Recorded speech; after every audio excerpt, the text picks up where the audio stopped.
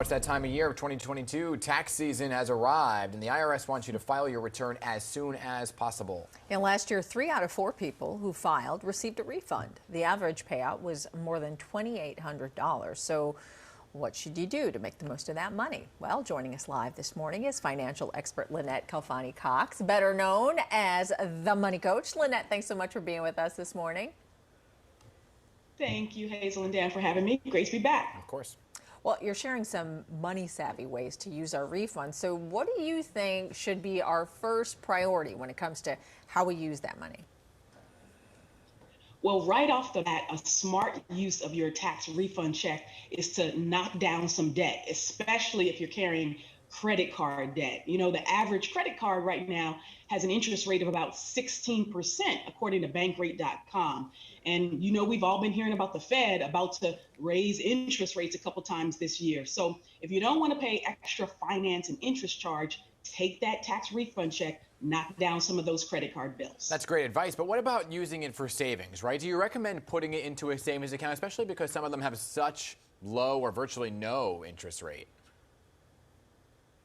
Well, it's definitely the case that interest rates, again, are low relatively right now, and so savings rates are relatively low. But yes, saving money is a very good use of your tax refund check. You know, if the pandemic taught us nothing, it's that you can't have enough emergency savings to deal with the unexpected. So, you know, one great resource that folks can use is a digital banking app and a savings account called Spruce Money. It's actually from H&R Block, which is the largest tax prepared company in the country. So what Spruce does, though, is that you download this free app and you can create your savings goals, and you can earmark and designate whatever amount of your tax refund check that you want to automatically go into your savings account. And you don't have to be an H&R Block client to use it. But again, it's one of those nudges to remind us to take some of that tax refund check and save it instead of just spending it. Yeah, and we know how important it is to have that money put aside, especially in case of an emergency.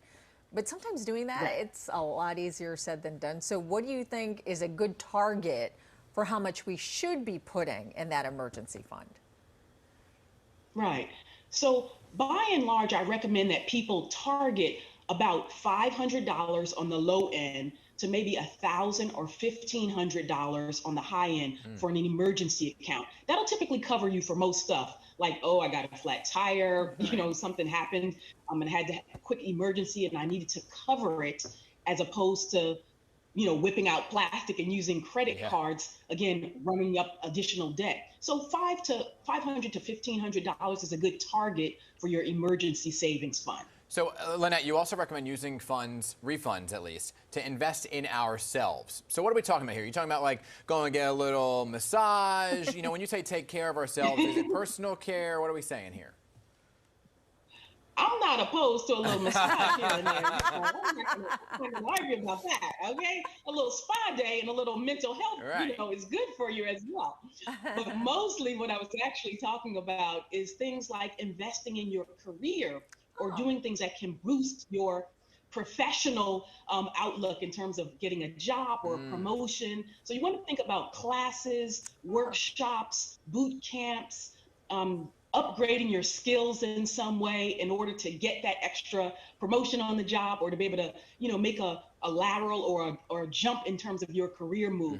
And again, another great resource people can use is edx.org. They list a lot of either free classes you can take. Some are paid, of course, too, but you can get certificates and you can upgrade your skills. Again, get some more, you know, earnings potential. But again, you're taking some of your tax refund check and you're investing in yourself. But Dan, I'm with you.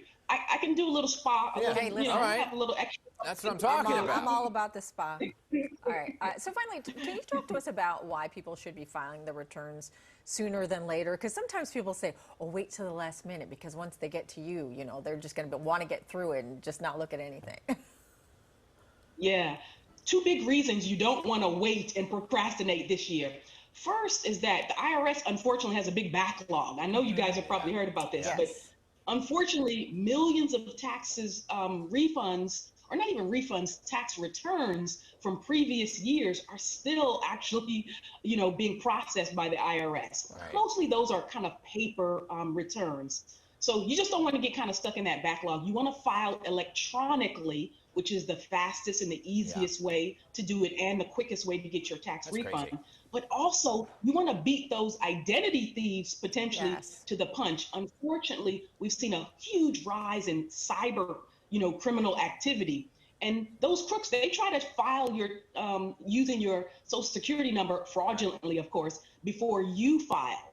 So it's better to file early in the tax season and get the jump on those crooks, so they don't, mess around and kind of screw up your ability to have to fix things later and just, get the tax refund that you're actually owed. Yeah. Hopefully they don't. They picked me. They picked the wrong person, let me tell you. All right, Lynnette Khalfani-Cox, we thank you for being here, kind of laying all this out. I'll see you at the spa, okay? Yes, absolutely. I'll meet you there. Okay. We'll use the Lynnette. refund.